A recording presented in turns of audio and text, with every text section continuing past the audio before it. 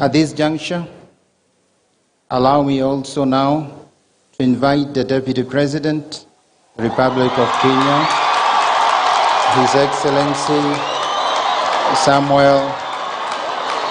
Samoei Ruto, to also convey his remarks. Wananchi tunawaomba tuweze kutulia kwa heshima ya baba yetu. Your Excellency, the Deputy President. Thank you very much, Bishop. Mheshimiwa Uhuru Muigai Kenyatta, Rais wa Jamhuri yetu ya Kenya na Amiri Jeshi Mkuu, Mama Margaret Kenyatta, mama wetu wa taifa, familia ya rais wetu wa tatu, Judy na familia yako, Jimmy na familia yako, David na familia yako, Anthony na familia yako, pamoja na extended family ya mzee wetu baba wa taifa wa tatu, mzee Mwai Kibaki. Your graces and your lordships, bishops, ndugu viongozi wote wenzangu walio hapa, arata mwai wake vake moriega.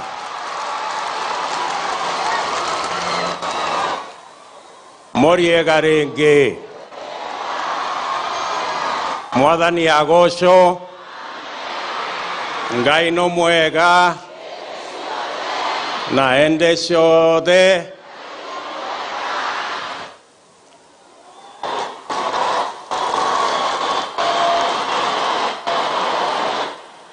Mheshimiwa Rais, tumekuja hapa wewe ukituongoza kama kiongozi wetu wa taifa, tuje tufariji familia ya rais wetu wa tatu. Mheshimiwa Mwai Kibaki alikuwa baba wa taifa na alikuwa baba ya watu wengi mbali na familia yake. And in a very special way, I want to thank the Mwai Kibaki family for agreeing to share your father with the rest of us who came to know him.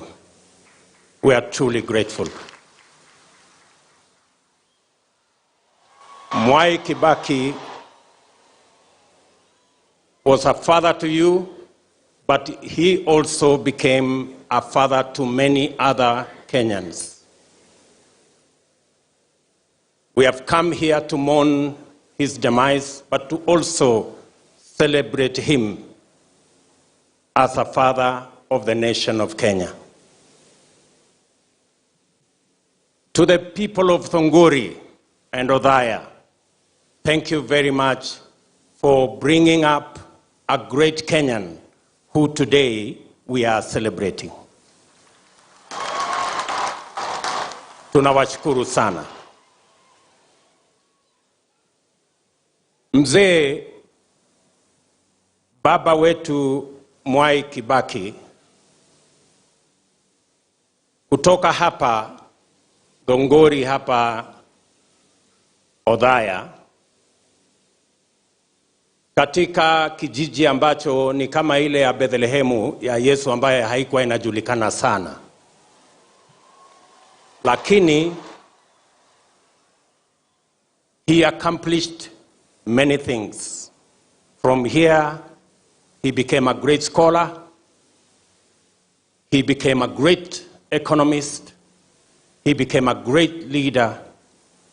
And of course, a great president and a father of the nation. If there is a demonstration of bottom-up we can learn from Mwai Kibaki.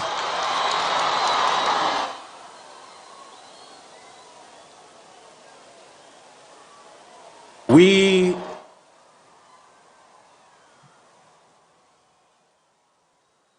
must, inspired by President Mwai Kibaki, we must keep the doors of opportunity for many more children in this village and in other villages of Kenya, inspired by Mwai Kibaki, that they too can be great in their nation if they work hard and if they pray.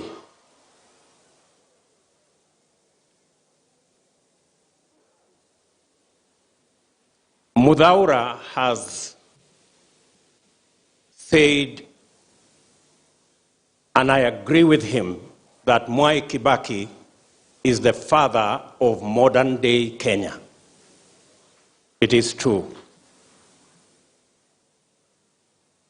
Mwai Kibaki planted the seeds of what has become the greatest transformation of our infrastructure under him and under our fourth president, President Uhuru Kenyatta.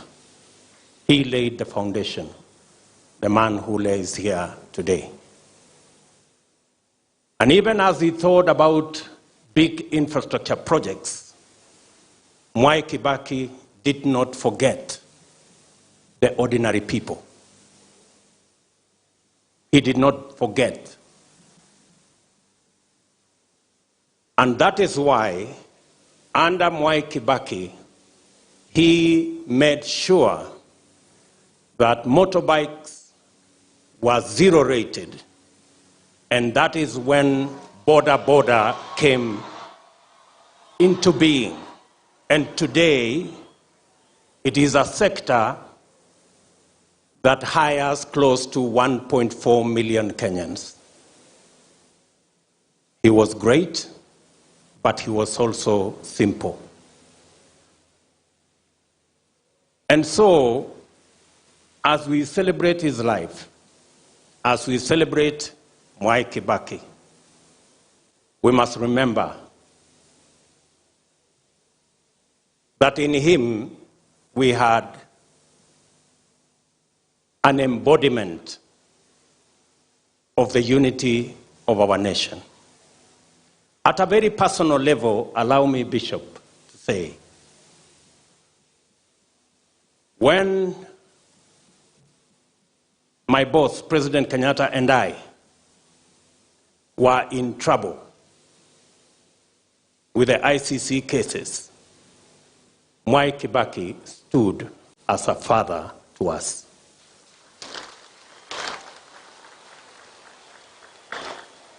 At a very personal level again, when I became his Minister for Agriculture, and me and my peers, Romano Kiome, went to see him about the challenges we were having in fertilizer, which had gone up to about 5,000 shillings a 50-kilogram bag.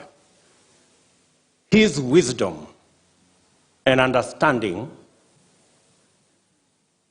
gave us the opportunity, under his guidance, to reduce the prices of fertilizer to 2,500. And the first subsidized fertilizer in Kenya was brought about by the third president, President Mwai Kibaki. At a very personal level again, when I was promoted to the Ministry of Higher Education, and we had a backlog of university students, under his guidance again, we managed to have another double intake that henceforth removed the backlog that students had to wait for at least 2 years to be able to go to university after they complete their Form 4. And finally, as Mudawara has said, under President Kibaki's guidance, my peers at the Ministry of Higher Education, Professor Kiamba and I, under his guidance, we started to roll out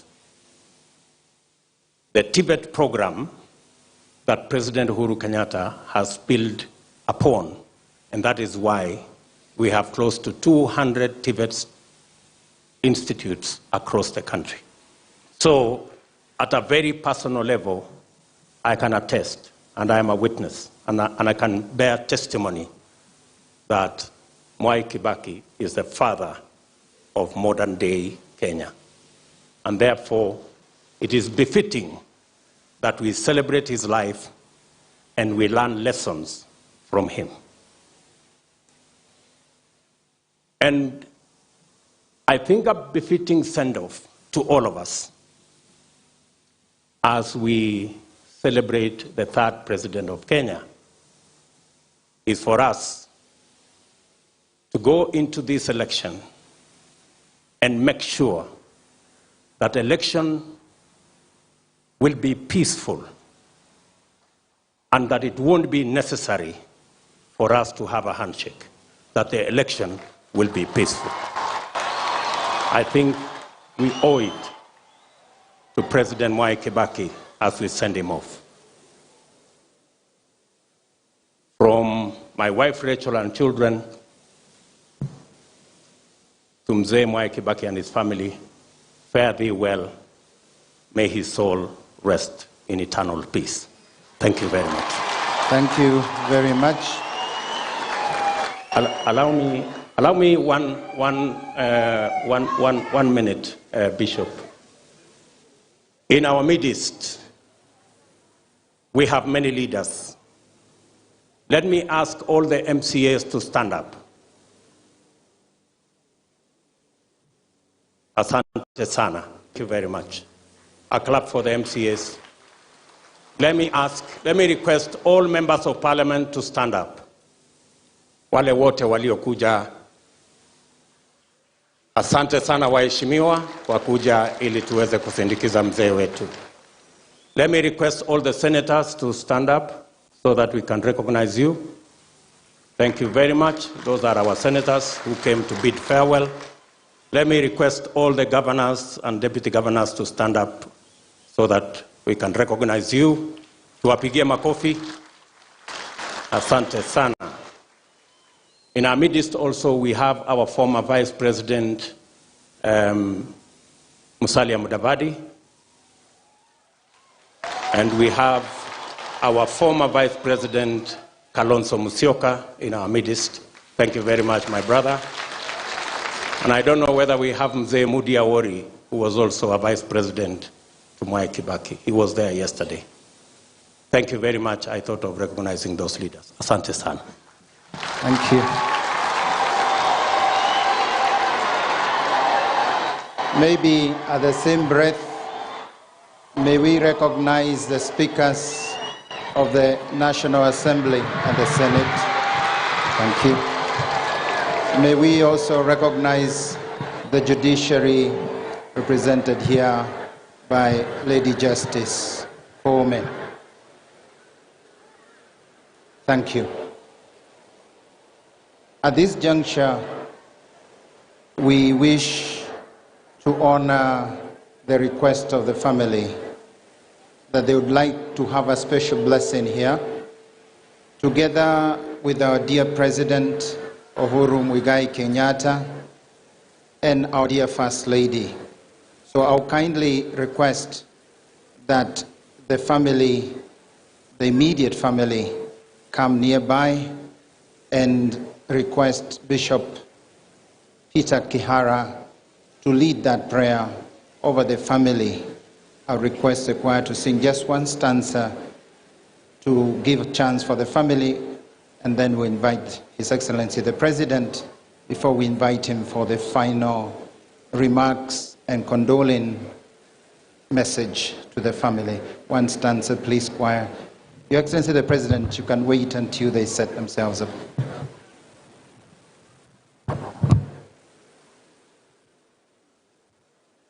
One stanza.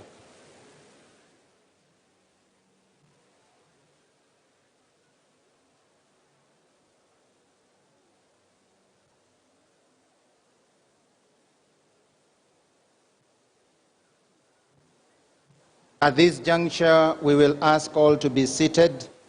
We are here with all the religious leaders who are here present.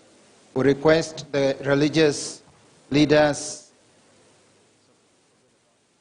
we request all the religious leaders to stand up, both those who are here from the various religions and faiths. We also have some religious leaders in our midst. I will kindly request you, if you are there, just stand where you are and extend your hand over this family as a prayer is being led by Bishop Kihara, who pray for this beloved family who have taken care of our former president. At the same time, a prayer of our nation. Dear brothers and sisters, religious leaders, for those who can extend their hand, please extend your hands. For brother Muslims, we can hold the gesture of prayer as you normally do. Bishop Peter Kihara. Mungu Baba, Mungu Mwana, Mungu Roho Mtakatifu, Utatu Mtakatifu, tunakushukuru sana. Kwani mema, uzima na baraka zote zinatoka kwako. Maisha yetu ni zawadi yako ile muhimu sana.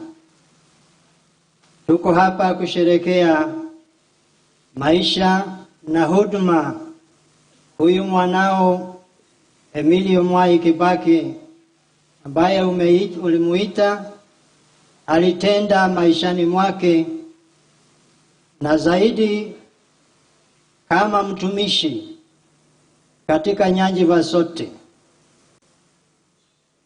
Umemuita wakati tunasherehekea ufufuko wa mwanao, na tunaamini kwa kazi njema aliyotenda umempa tuzo kwako mbinguni kwa mema yote, kwa sababu ulimtuma na